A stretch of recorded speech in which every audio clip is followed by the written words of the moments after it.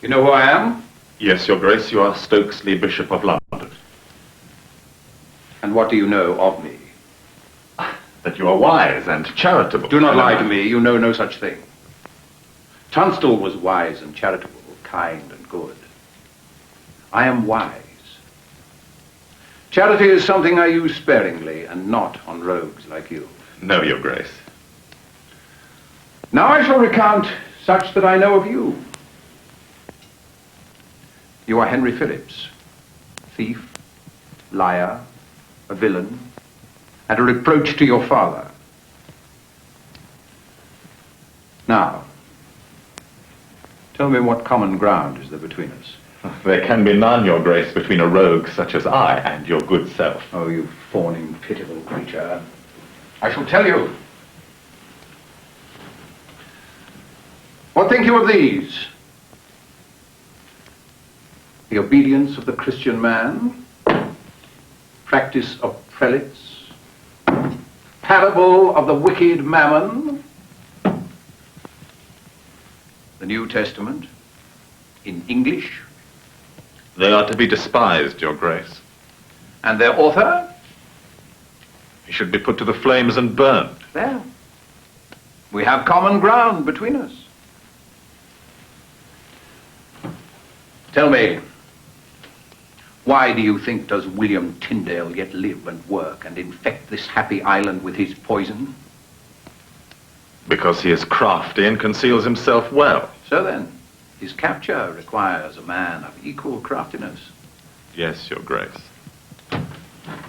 Such a man are you. You will find him, arrest him, and bring him to me. But, Your Grace... Or I shall find for you the darkest, coldest, wettest cell in all London, and that is where you will end your days. Yes, Your Grace.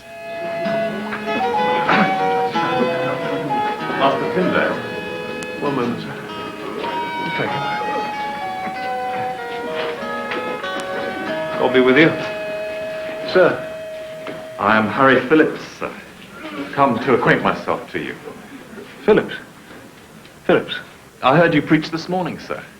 A word, if I may say, full of truth and power, and much to the glory of Christ. The word was reserved. I was reading from Paul's letter to the church at Corinth. But in English. I'm a student at Louvain. There the word is held in contempt. I travel here as often as I can to listen and to learn. Oh, yes, now I recall. Phillips, merchants have spoken of you, highly, and of your interest in the word. Believe me, my brother, I cannot begin to tell of the joy brought by the freedom here. Everyone speaks of Christ without fear. The city profits by the English trade. So therefore we are safe enough and left in peace when close to the merchants' houses. And what of lodgings? Are there any near the merchant's house? William. Thomas. Harry, this is my good and close friend, Thomas Point. And Mrs. Point. Welcome to our home. We've heard much about you. And I have you. You are no less handsome a woman than was assured me by William. Oh, William. Her price is above rubies. Have you been in Antwerp long? Just a short time. I find the city full of English merchants, all followers of the gospel and strong in the word of God. Such a one is Harry. His outspoken favour of the gospel goes before him, though I fear he is rather more courageous than cautious. The truth deserves boldness, though it shames me to say so to someone like you. William, these have arrived. Ah, these volumes. You're familiar with them? As with my own face, though I never thought Providence would favour me with knowing their author. If I may make so bold, I have prepared a meal, if perhaps you'd like to come through. Madam, it is written that angels have appeared in the guise of men. I perceive not men only, but also women. William, how well do you know this man? Why do you ask?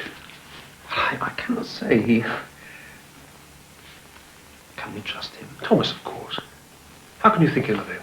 He seems a man of quiet manners and godly behaviour.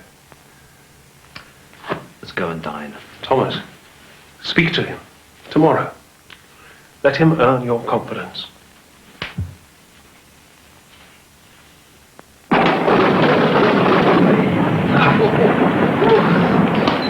Beware, speak of the dangers in Antwerp. A man could be drowned and carried away in such a flood.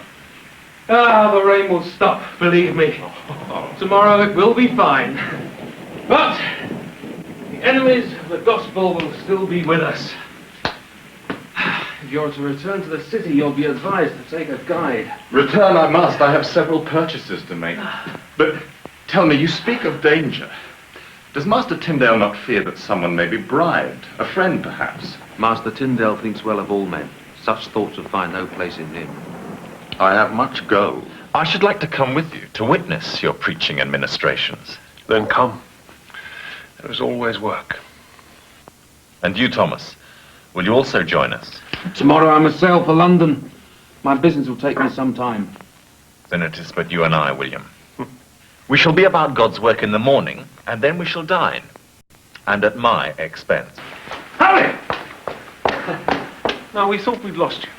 Oh, forgive me. I paused only to purchase this volume. A gift for my tutor.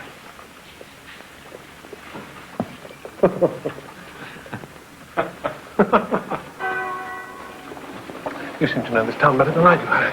Good morrow. A morning's work done well, and to the glory of God. And by the grace of God. It is he who does the work, if we would but let him. And so we have earned our bread. William, I think I've been robbed. Robbed, Harry? Where? Well, I don't know, but It doesn't matter. I carried only a few shillings. Except I was to buy you a meal. I have money. I will buy the meal. God forbid. It was my invitation. But perhaps you'll lend me the money I've lost. Yeah. Harry.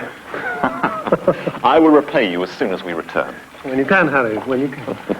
I'm doubly indebted to you, William.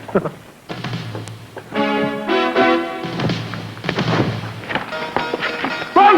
Harry! Run! Save yourself! Yes. This is the man. Take him away.